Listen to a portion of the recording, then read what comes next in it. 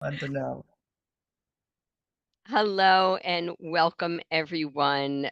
We are always so pleased to have so many people join us. It is an honor to have you here, that you found the time, whether it's during your day. I know we're from all different time zones, the end of the day, the middle of your day. It's great that you were able to indulge your curiosity and wonder for this great topic that's going to be presented today.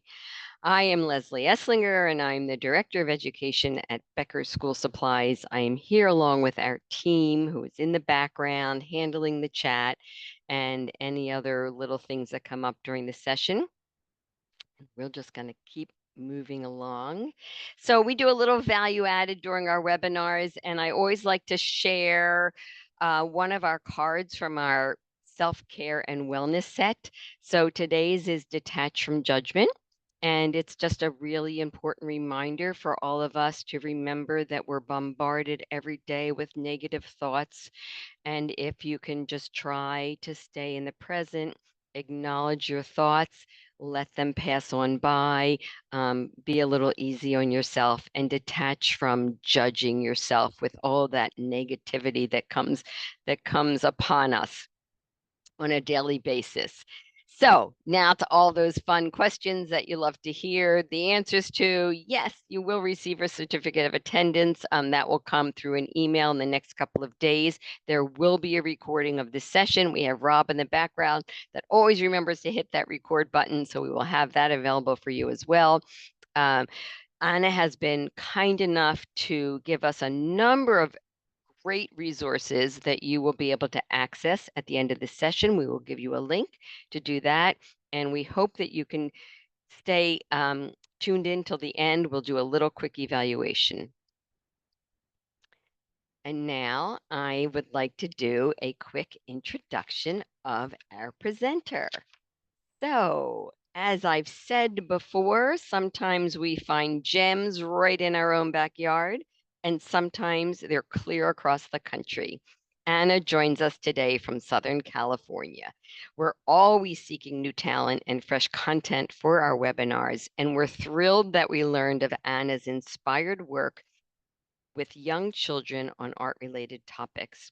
Anna has been delightful for us to get to know through the process of planning this webinar, and I have no doubt that she'll become one of your favorite presenters due to her deep passion as an arts advocate and love of inspiring creative expression.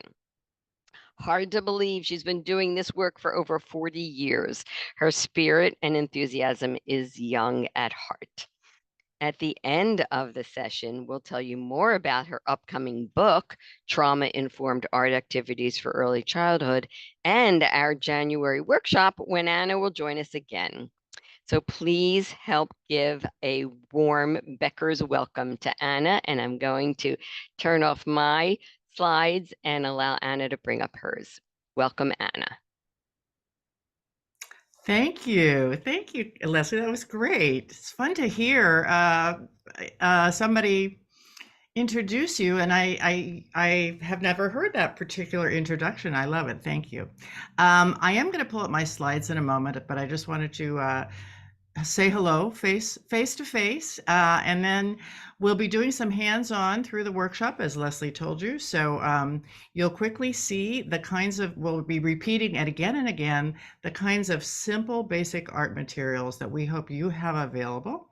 And if you don't have those, the next closest thing that you do have, so that we can all join together and experience some of the ideas that I talk about firsthand. So I'm going to share screen right now. And we will get started because we only have an hour. It's not a lot of time, especially when you start having fun. And that's the idea here, that we want to think about the reasoning that messy art is so great for children today when we are talking about the stressful situation that we all live in post-pandemic. So we want to apply the idea of doing messy art, open-ended process art that has a lot of sensory element to it, not the not the paper collage, not the crayon, not the simple stuff, but the messy stuff, the stuff that engages your senses, that has a real tactile element to it, where you can really get immersed and involved and be present, and get out of your head, get out of your thoughts and into your sensations. And so you look at these two pictures that we're opening with, the one on the right, especially a very young child, who just has, finger paint, hand paint all over his hands. That, of course, is the ultimate sensory immersion. And look at the smile on this child's face. It's just delightful sometimes to feel all that gooey stuff. And the child on the left, of course, just reminding people with a nice visual image that in the right brain, the right part of our brain where all those creative sensory processes are emit from and are stored in, that's where creativity and mindful thinking, where we use both sides of our brains together, and we can really end up having a creative mindset, a can-do mindset, where we feel like anything is possible. And so messy process art allows all these great things to happen in child development, and especially in the early brain development. So we'll look at pictures. I've got it's a very visual slide lecture, this keynote. Most of these are pictures I took myself from observing preschools over the course of about 40 years. So I've had the good fortune to have various kinds of employment, all of which were art-based, and most of which allowed me to go and observe and work in a variety of different schools. And I noticed when the questions came in, I know the Becker's had a poll for what are you interested in when you signed up for this workshop, and a lot of people did ask what ages is this workshop going to be appropriate for, what age of children. And I typically say 3 to 8, which is, as we know, early childhood is defined as 0 to 8. But when it comes to infants, you're not doing art with infants. You might be doing sensory play with infants and toddlers. But usually at about age 3, you can do the whole gamut, because children at age 3 have grasp, as you see in this photograph here. They've got those little stamps, but they're on a little cylinder so that it's easy to stamp.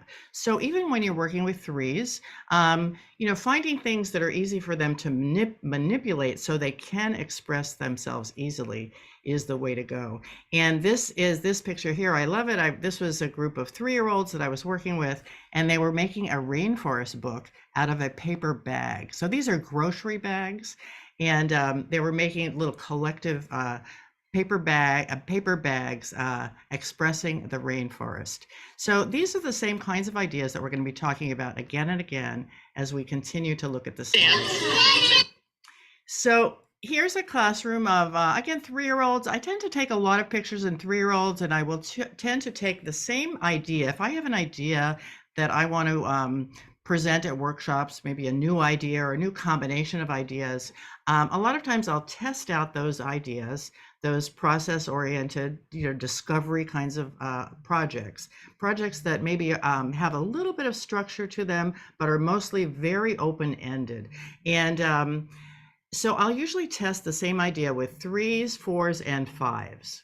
And I want to see in doing that, what do I need to do to make these children at that age level, at that ability level, when they have those skills, how do I need to adapt this idea to present to this range of children? And if you happen to work with 2s, then you can also do the same thing. What do I need to do to adapt this idea?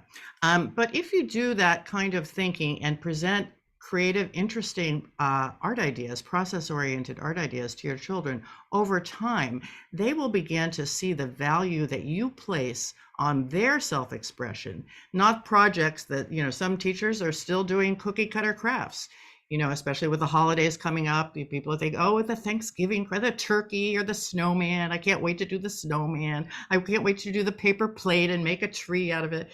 And all those things that a lot of people are still doing. And those things are fun, but they're not art, and they're not expressive art. And they're not the kind of art that's appropriate now that we're living in this post-pandemic time. And so if you do lots of process-oriented art, and you value it, and you really look and see how the art is an expression of each child, the children will begin to value it even more. And you see that in this picture here, I think, because not only is it a two-sided easel, the teacher has provided little stepping stools for those children who, need that to get up on it. But look at the other little boy peering in, like, what's going on there? I bet that's interesting. I bet what they're doing is interesting. I wonder what it is. And it's that kind of curiosity, as Leslie mentioned in the beginning, when she was welcoming everybody and saying, thank you for being here.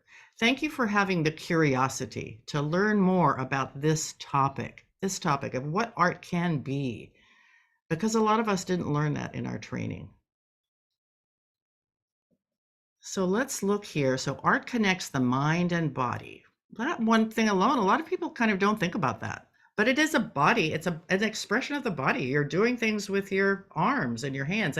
And with this post-pandemic stress that we're in, we should be doing more and more physical art, body art. We should be engaging the body and doing art on the floor, doing art outside, putting up poster boards and construction paper, butcher paper on the walls and doing things on the walls. We should be engaging our body as much as possible, because that's where our stress lies. If you haven't read The Body Keeps the Score by Dr. Bessel van der Kolk, that's good to put on your holiday gift list. It's a heavy book, but it's all about how we carry all of our memories. Everything we've lived is really stored in our neurosystem. It's all stored there. So we know we get headaches, we get backaches, we clench our jaws. We do all these things because we hold our stress in our bodies, and children do too. And so expressing that is just a good way to channel some of that energy. So painting big like this, painting on the floor, painting on glass. There's a lot of paint that you can paint onto glass. You can't paint with watercolor onto glass, although you could try. But lots of tempers will stick to glass. And what a beautiful example this is of somebody taking advantage. They're lucky enough to have a big window there that happens to be at about the child's size, height. So that was a lucky break, but you never know. You look around your room and see what kind of space you have that you could add more big art to an everyday experience, like an optional station, not just the easel, not just the art that you might do once or twice a week, the special art, but something that's out all times for children to self-regulate with. So let's do some hands-on. This is a picture of the art materials that we asked you to bring, but if you don't have those, as Leslie said, you'll get the next best available of what you do have.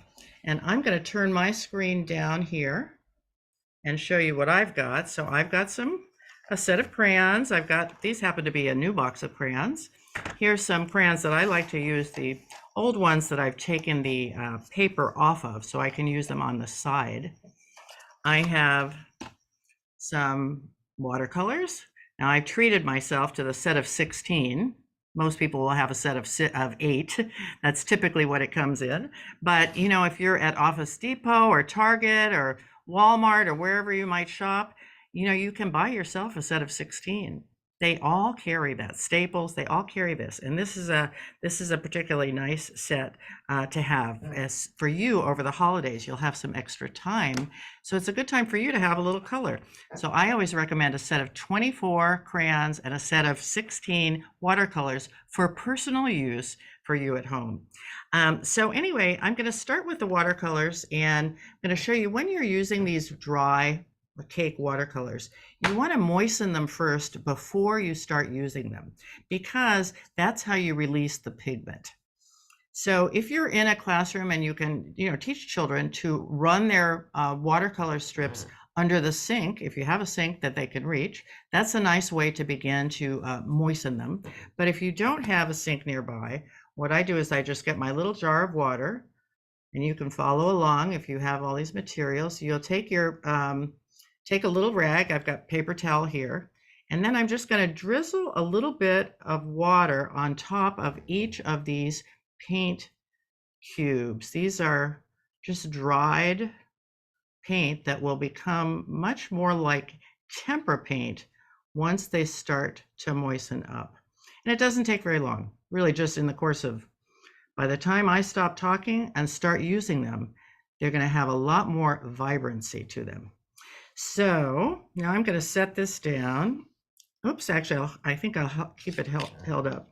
The other thing, when you're working with art, you want to be able to really teach things that are very basic to children.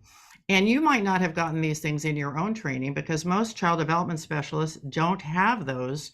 Don't have, maybe you'll have one class in art techniques or, creative art. But it's generally, I've almost never seen more than one class in child development on that, unless you're getting a master's degree in something that's more art related. So simple things like wetting your brush first. That's, some people might not know that. It's just like wetting a sponge.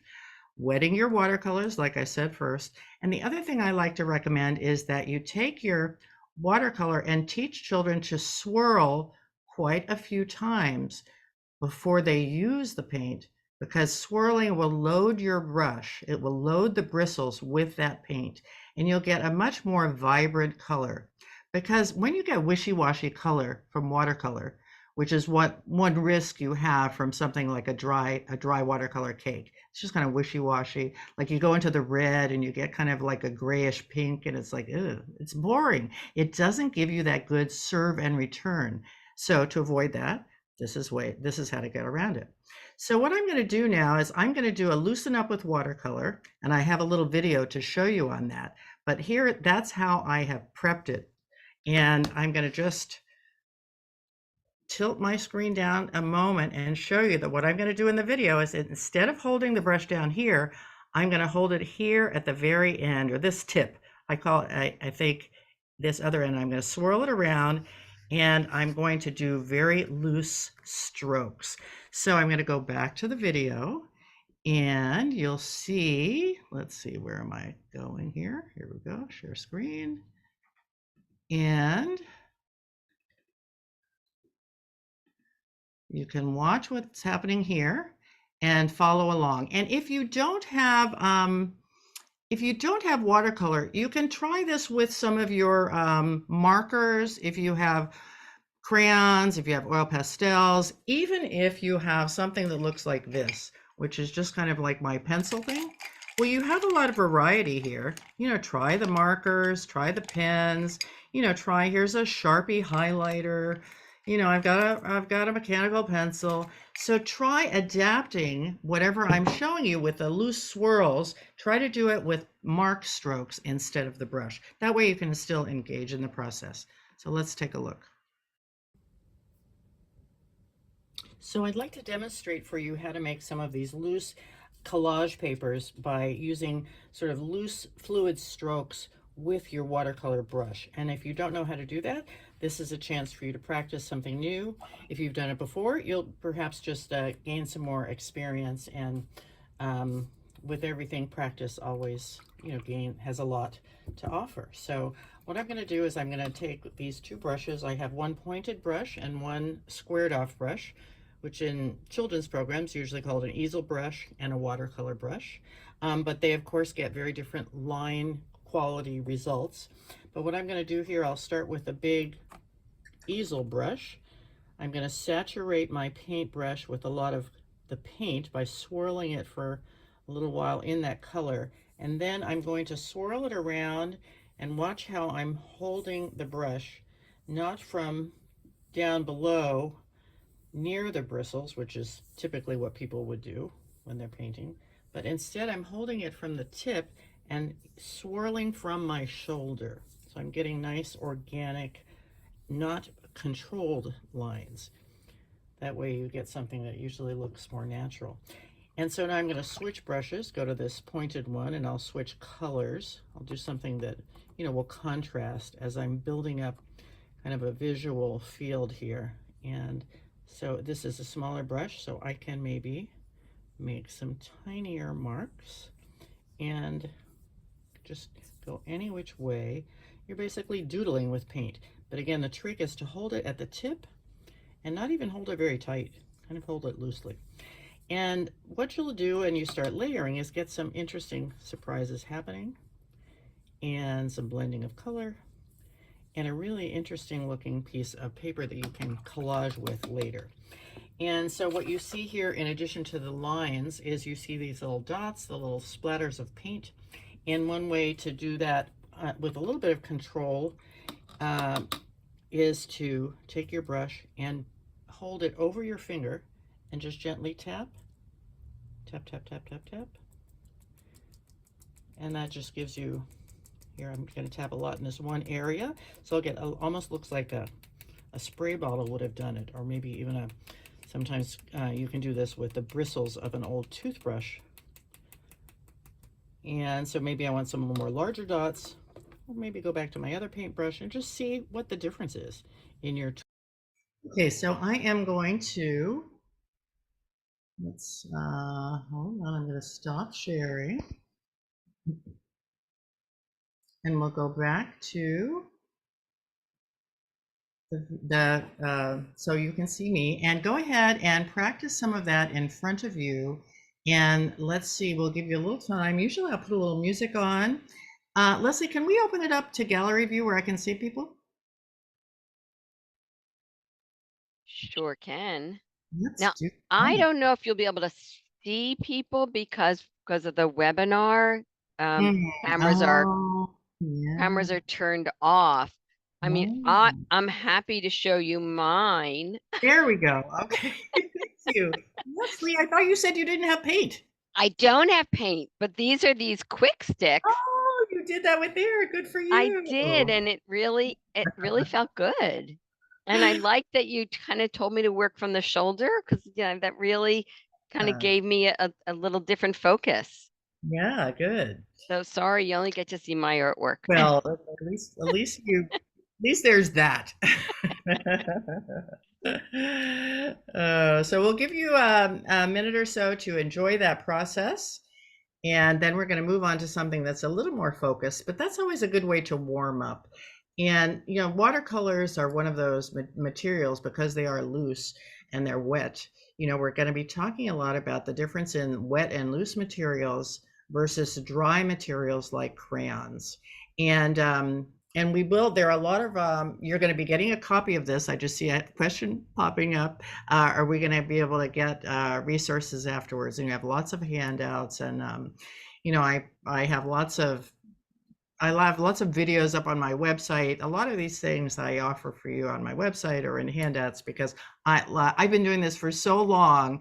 Really, my whole life I've dedicated to art, art education.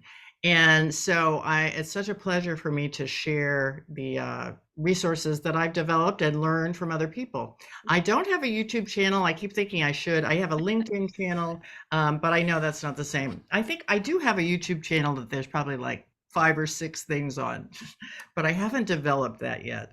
And somebody Uh, mentioned, Anna, that just by holding it by the tip, it felt more relaxing. And just that little difference in how we might present the materials. So thanks for sharing Absolutely. that. Yeah, sometimes we grip really hard, especially if we're tense or if we're afraid. Like, you know, when you hear children say, mine doesn't look right, which is, you know, kind of like, I can't do this, mine doesn't look like right. How many people haven't heard that?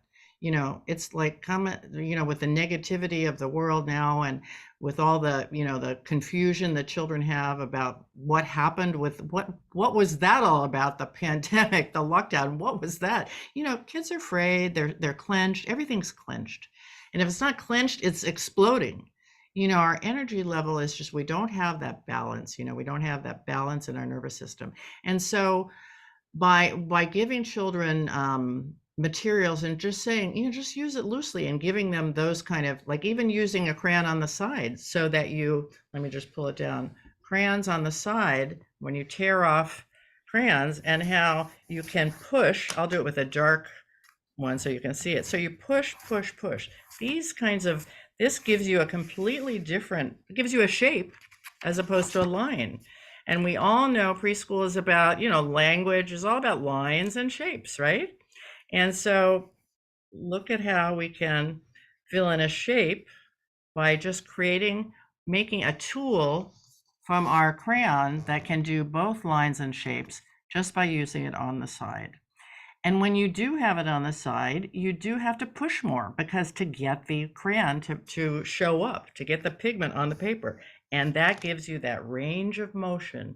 If you've ever been in physical therapy for a shoulder injury, if you've had a child who played sports and went to physical and physical therapy, range of motion is a big thing. Range of motion. So you want to use that range of motion to activate your body. So let's go back to the slides and we'll take the next step in our hands-on. So now I'm going to ask you to do, this one is just involves crayons. And so get yourself a fresh piece of paper, put it right in front of you, and get yourself 3 crayons that you like. Just 3 crayons, the colors that just appeal to you right this moment in time. Put them right in front of you. And when we go back to the slides and talk about the theories behind this fun stuff, you could say, oh, it's fun to do art. Depending on your point of view, it's fun. You might find it intimidating. Not all adults feel that art is fun because they were taught that it needed to be done a certain way. But if you're doing loose expressive art, it should be relaxing and fun. And that's what this is intended to be, to help you calm yourself down right now and take these same techniques and use them with your children tomorrow in your classroom, because they're all easy things. You have the supplies and you can do these things right away. But let's do this ourselves by first sitting up straight, because drawing your breath means focusing on your breath. So first we're going to focus on our breath. And what we're trying to do is create more breathing space and get into our bodies. I can't say enough that getting out of your head and into your body is where the messy art, the sensory play is happening. It's not happening in your executive functioning frontal lobe. It's not happening here. It's happening in the limbic system, in the brainstem, and in your body. That's what you're trying to activate and express. And so your breath is a link to that experience. And that's why you hear so often, focusing on the breath. Are you doing breathing with the children in your care? And if you're not, hopefully you'll begin, because every time you look at a magazine anywhere, or pull up a TED Talk or any kind of information, they're going to be talking about mindful practices to slow down and de-stress. Mindful practices. And the idea is practicing. And the easiest one is 3 breaths. 3 is the magic number that, neuroscience will tell you. 3 deep, thorough breaths has a chance of actually shifting your physical state.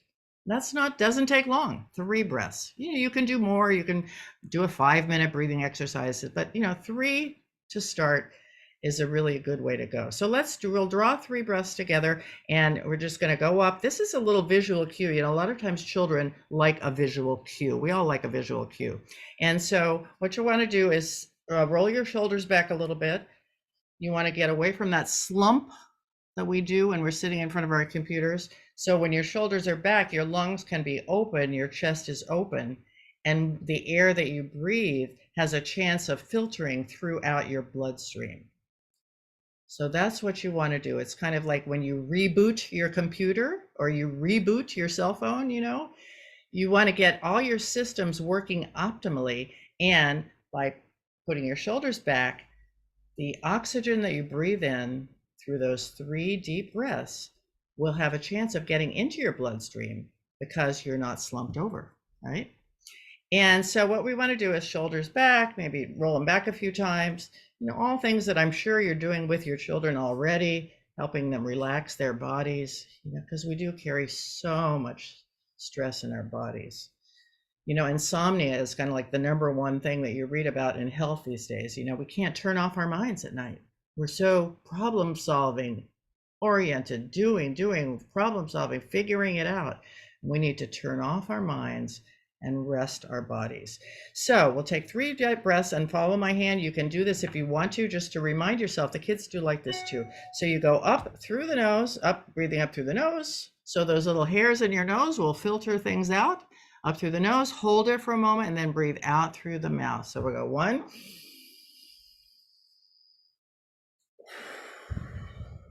down, 2, down. Last time, 3, down. And now either shut your eyes if you're able to, or tilt your gaze downwards so the bright lights are not filtering into your awareness. So tilt down. And now just let's ground our bodies and feel the floor feel the floor beneath your feet. Wherever you're sitting, feel the soles of your feet and feel that the ground is supporting you. You can let go of everything from the waist down. Feel the chair that you're sitting in and just kind of surrender, let go, soften all the muscles in your lower body from your waist down. And continuing to be aware of your breathing. And now for the upper body, be aware of maybe the tension in your face. Feel if maybe your eyes are a little taut or tight. Loosen your forehead. How about your jaw? Maybe loosen your jaw and your tongue. And your shoulders, let them drop down and just sort of feel,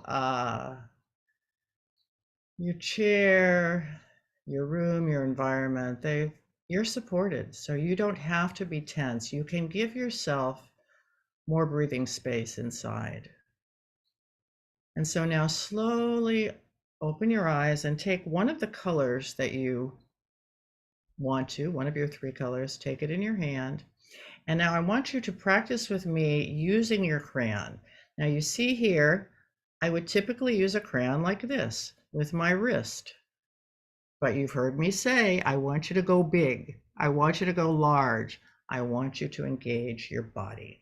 And so instead of using the crayon like this, I want you to practice, what is it like if I swing it with my shoulder, or if I swing it with my elbow, or what if I actually swing it with my waist? I could even do this. I could really exaggerate. I am turning at my torso. So whichever of those you want, as long as it's not your wrist, here's what I want you to do. I want you to take your paper and just draw a big circle using that wide range of motion around and around and around. So follow along, something like that.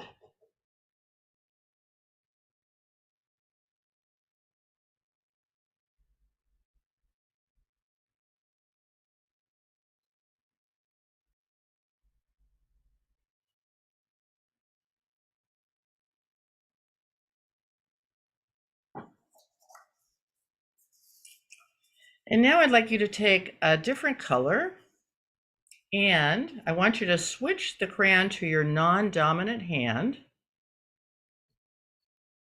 And I want you to continue drawing on top of that same circle with your dominant hand and going in the opposite direction that you did the first time. And this will feel awkward, and it will show you how much your brain is involved in connecting to your body with something as simple as this. So I'm very uncoordinated with my left hand, so it's going to feel really awkward, but I'm going to go again, range of motion, opposites, right on top of that other circle.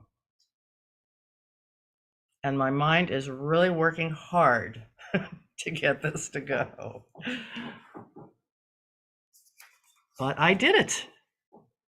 I trained my mind to do it. And then last but not least, I'm going to take my third crayon, and now I am going to go back to more of a controlled situation where I am going to do it with my wrist this time. And I'm going to watch me. So I'm going to go around with my wrist. And what I'm going to ask you to do, it's an invitation, so you can interpret it however you like. But I'm going to ask you now to imagine inside that circle of breath, what does the energy of your breath look like? what would those energy lines look like? And so I'm going to go whoop, whoop, whoop, whoop, whoop, wispy, or however you would interpret it, wispy lines like this.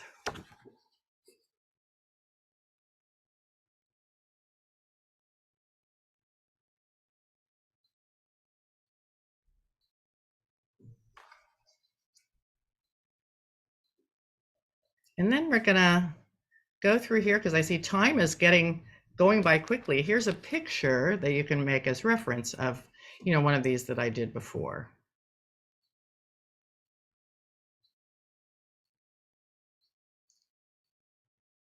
And then what I'm going to invite you to do, not so much now because I see our time is slipping away, but I'm going to show you what's the next step that I'll invite you to do later on your own. This is a great thing to do at home with your family. It's a great thing to do, after dinner or on the weekends. You've got a holiday break coming up, so you'll have a lot of time together. And it's a good time to, at your office supply store, wherever you go, just get a stack of paper, stack of white construction paper, hopefully on the heavy side, so you could use water media on it, and a couple of boxes of crayons, depending on how many people in your family. You probably invest $5 to $10 in that at the most, and you'll have lots of things to do over the holidays. So here's the next step that we won't take time to do today, but I want to show you. This ends up being so beautiful and so simple, where you take your shapes and begin to fill them in and create kind of a mandala, just, an abstract composition that later you can paint into as well and just do so many interesting things with, because when you paint on top of it, you then get crayon resist, which I'm sure most of you have tried before. If you haven't or haven't thought about that in a while, water-based materials are so cool on top of waxed-based materials. So watercolor on top of crayon gives you a really interesting effect. And so you can really develop this later. So the kinds of concepts that we're exploring today with these, watercolor and crayons are wet versus dry, control versus surrender, and process versus product. So, because especially number 2, it's a little bit abstract, control versus surrender. But, the control is when you're using crayons or dry materials, you have the option for control. And when you're using wet materials, much less control, because they have a life of their own, which is part of the beauty of the messy art wet materials, because they give you that serve and return, that feedback, because they're doing something that you didn't plan. They're running over there, they're spilling, they're blending.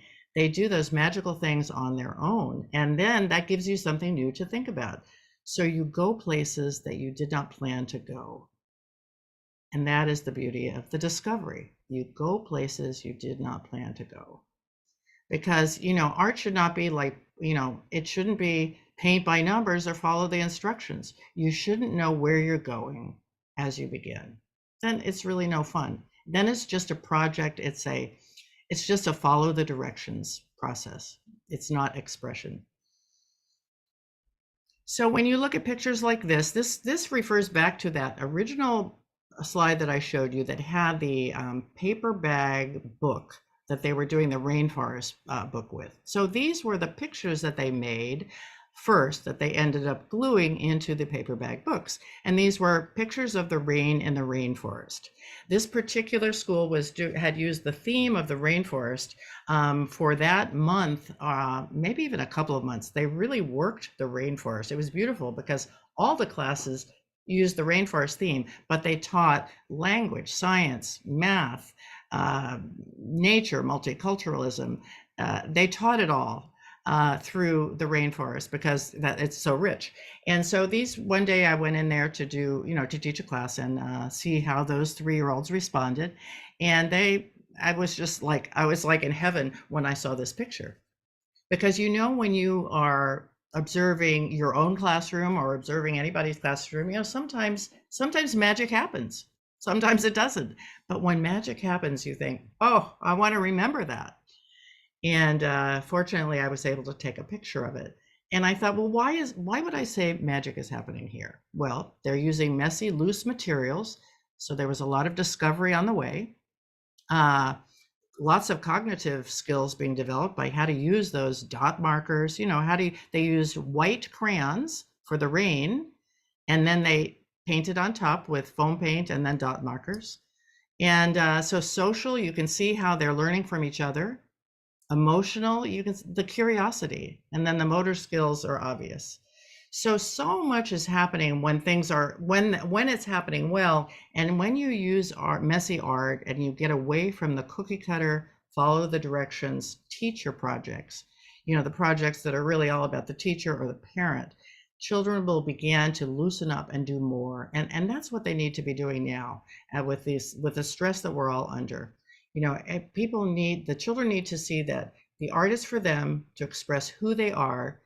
And if they're angry, if they're hurt, if they're mad, if they're confused, you'll still be there.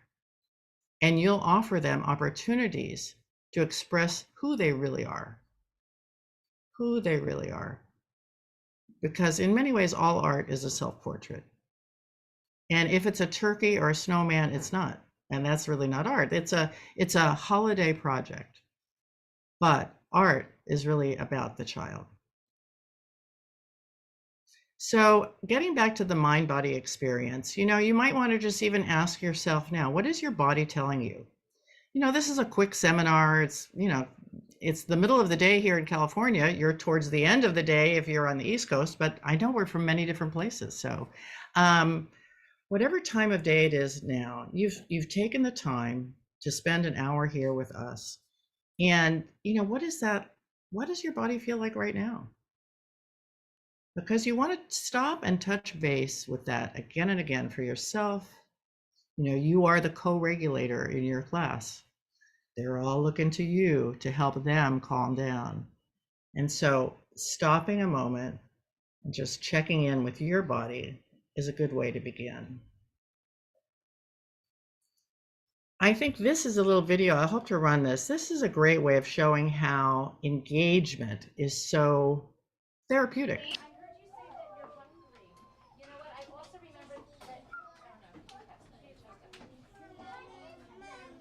Look at this little boy. He's 3. He's talking to himself. He's pointing as if he's telling me something, but I'm standing over him. I was observing this class. I wasn't teaching it. I was just observing it.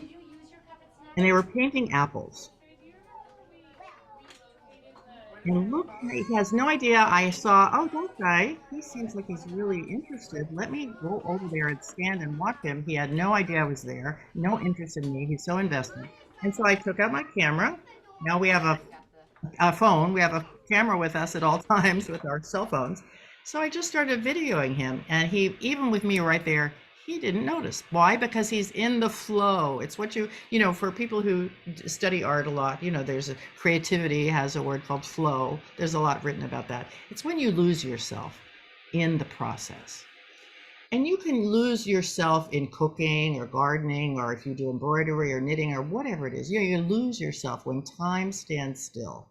And that's when you're not thinking, you're not worrying, you're activating your senses. And that's where a lot of memories, a lot of associations, a lot of who we are is literally stored there in our muscles, our nervous system, our fascia, all those connective tissues. It's all speaking towards the stress we hold. And so getting in this flow state is just therapeutic. And the beauty of preschools is that you have the chance to do this every day, every week. It's repeat, repeat, repeat. Not this particular idea, but similar ideas. Repeat expressing yourself. Repeat showing who you are. Repeat being in control of your life for that time. Repeating doing it your way. And that's how the nervous system, that's how neural pathways are formed, and that's how children get traumatized by repeated incidences of isolation. And that's how they begin to heal, by repeated instances of protective experiences.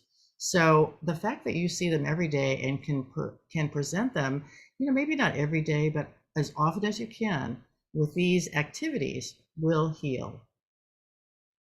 These activities. And it takes a certain amount of courage to have things be this messy in your classroom. Some teachers don't like a mess themselves. You might be the kind of person who likes a lot of order in your life. Maybe your house is super neat. Maybe your purse is very organized. You always keep your car clean. Maybe just having disorder in your classroom just gives you yuck. It's like, ugh, I want everything to be nice and neat. And there are people who are like that, and some of them are teachers. I'm not one because I always was a sensory seeker.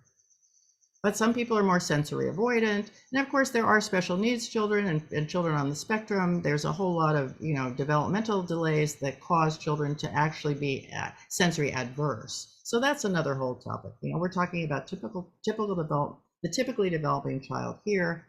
And children will generally love this immersion. And if you're the kind of teacher who feels like, it gives me kind of like heebie-jeebies, but knowing it's the best thing for them, you can teach children as these teachers, the photographs I'm only showing you pictures where teachers have gotten it right, because these are people who have worked over time with children and help them realize, like you do with baking or cooking, that yes, you're going to use flour as we make muffins today, but you're not going to take the flour all over to the block area, Yeah, so the cooking ingredients stay at this table.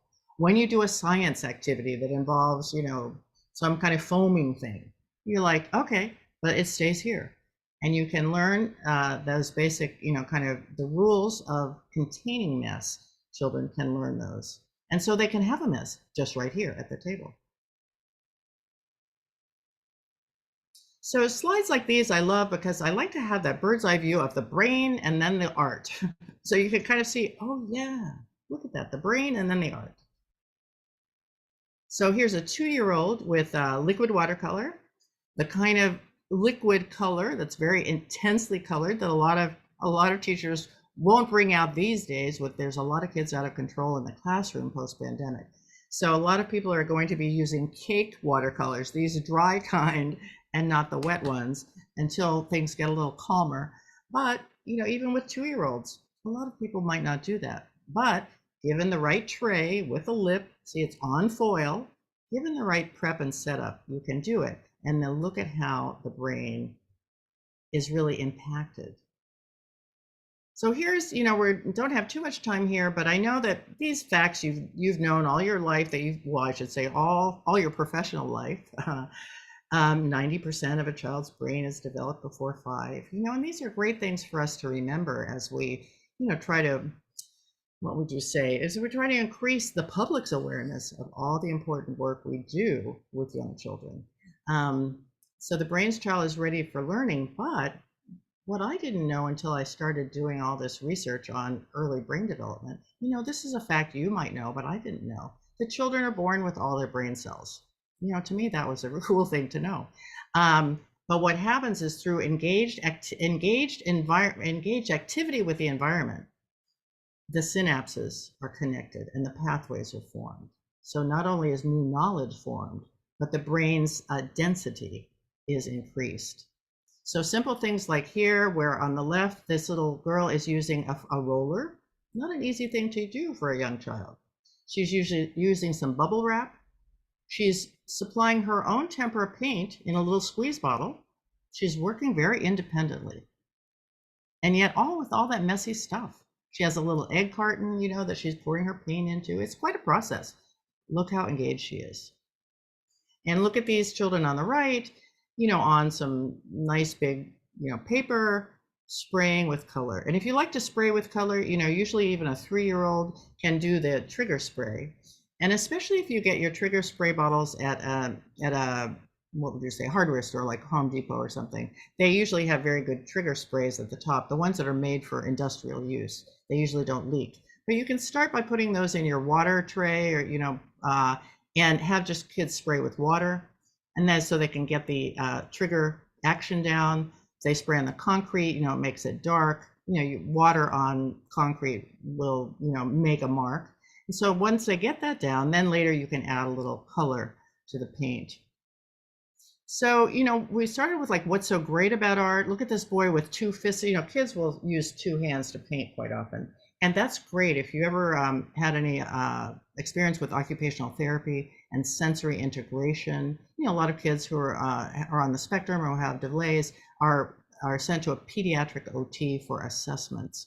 And a lot of times the work of OTs is sensory integration. So working with both hands is just developmentally what happens automatically when you work with both hands. That increases the two sides of your brain working together, and it develops your whole knowledge of your body, how your mind and body connect. And so kids will naturally do that with painting. And you can encourage it even more by big weaving, say into fences and things. The easel sometimes gets that because you're the broad sweeping motion when you're working again, crossing the midline. So here's how you see that density of those neurons that are developing through all those seemingly simple activities. Seemingly simple. So we're not going to have time for this today, but I want you to look into, please, because you can, you know, there's so many resources for this wonderful book called The Color Monster. It's a story about emotions, and it's written by Anna Reyner, who is an art therapist from Barcelona, Spain.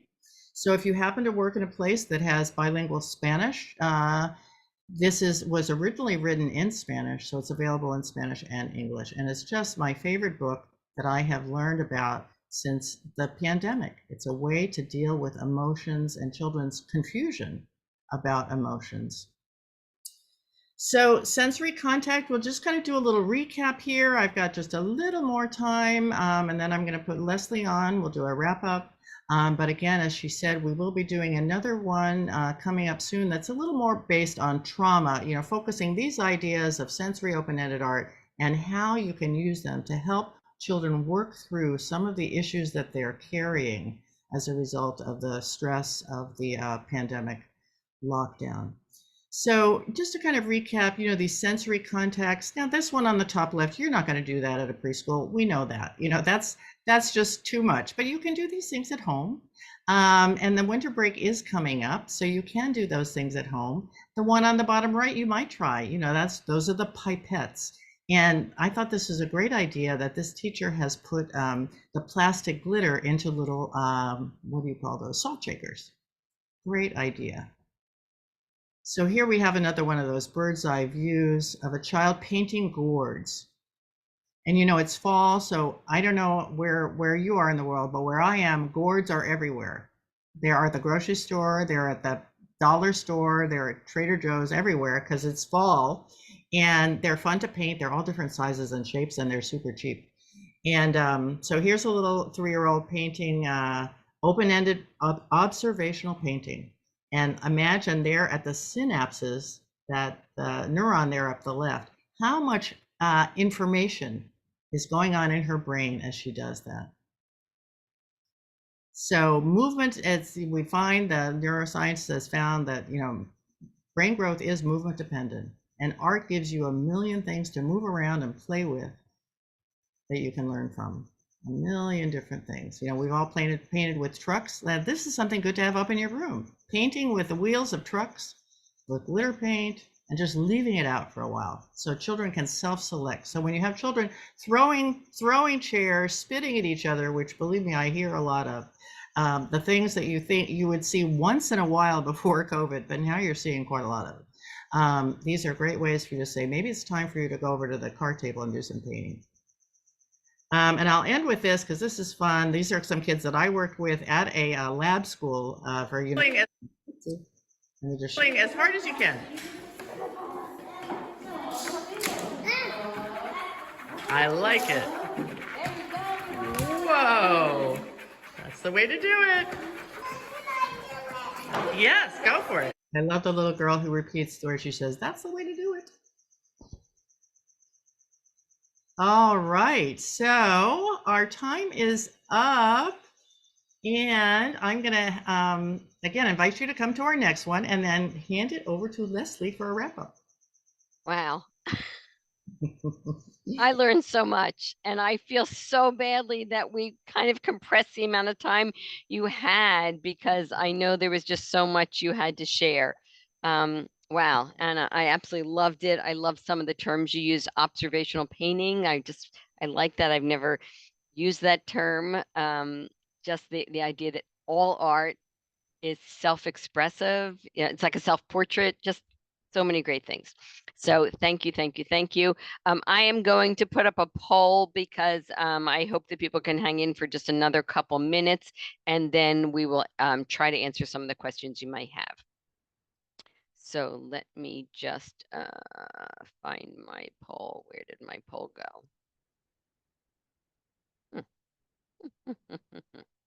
Hold on. It's very, very odd. I can't even find my. How did that disappear on me? Hang on, hang on, hang on. Where is my poll? Hold on. I think I might have it. Here we go.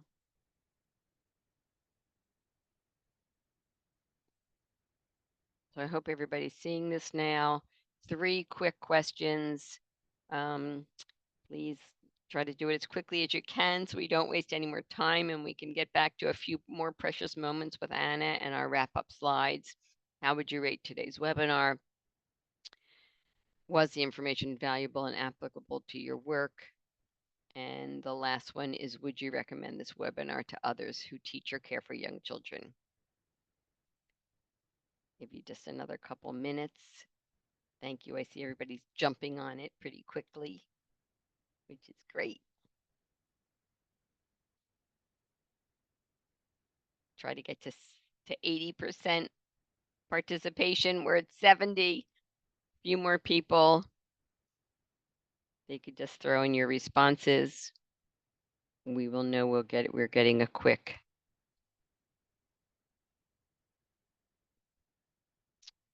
peek at how everybody fared today. So I'm going to end the poll in 3, 2, 1 second. Thank you so much for your responses. Ooh, just about at 80. Go, go, go, go. Great. Great, great, great, great. Thank you so much. So I just want to remind everybody that Anna does have a lot of resources available to you at this link. I think Marilyn and Kathy will also put it into the chat box, so you'll be able to see it. Also, we'd like you to be introduced to Becker's own brand of art, open-ended art materials called Artful Goods. So please visit shopbecker.com. If you head into our Resource Cafe, you can also find some other webinars we've done on process art and some pretty open-ended process art-oriented activity ideas. So we welcome you to do that. And as Anna said, we are very excited. She's going to join us again in January. So we hope as soon as we're done here that you can head over to shopbecker.com. And on our homepage, you will be able to register for this next workshop with Anna.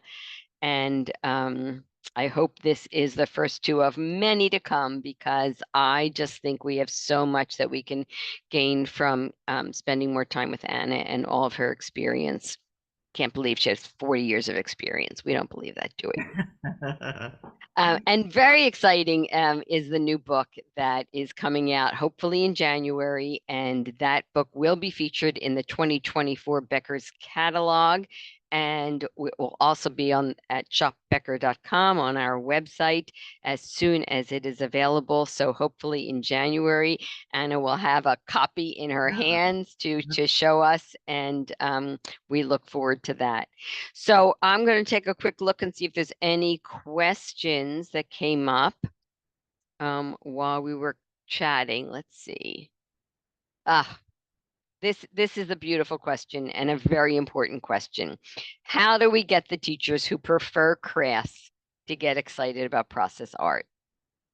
Great question. No, yeah, it's such a big deal, and it's so prevalent, it's so common. I think teachers who prefer it's the easier thing to do. It's easier for either a new teacher or a teacher who's just burnt out or tired or just never learned the value. I think you need to think of it as like maybe a 1-year process of little by little stepping into that direction, to teaching about the value, teaching why it's important, teaching that their lives will be easier because children, when they can express themselves and feel safe expressing who they are, they feel seen and valued differently than when they're following your directions.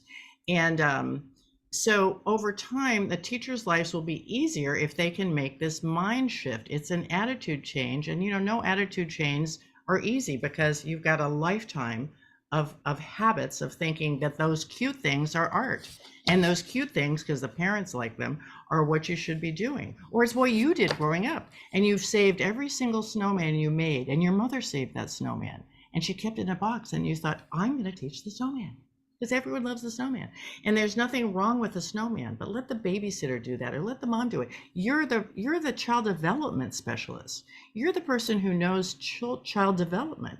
You do something that the children need. Great. I'm so glad you asked me to share my circles and my because I want to tell you that I started to get a headache at the beginning of the session, and I just thought, oh, and that breathing exercise and Good. this, really just allowing me to just chill out and relax, I do feel so much better. So this was such a fun experience to really be doing some hands-on stuff during a virtual workshop. I mean, I never even considered the possibilities. So Yeah. I do hope, and obviously we don't really know, I do hope that some of you that were able to join us also were able to do some of the activities with us. And now obviously everybody, hopefully the people that were here today will come next time and we'll be doing a similar thing. So we will give you a list of materials to bring. So a final thank you. I just want to really compliment all of you for taking the time, for caring enough to, as Anna and I both said, to being curious enough about how we can bring more messy art and process art and experience and expressive experiences into our classrooms. So thank you, Anna. Everybody, you're welcome to continue to chat for a few minutes, and we will just hope to see you back in January. Bye, everybody.